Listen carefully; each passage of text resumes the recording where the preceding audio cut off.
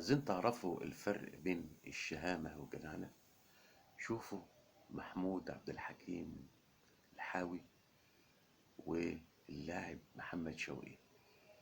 محمد شوقي سامع جمهور النادي الأهلي عمال يشتم بلده وفرقته المصري سابقا، وعامل نفسه من بنها، ولا هو هنا.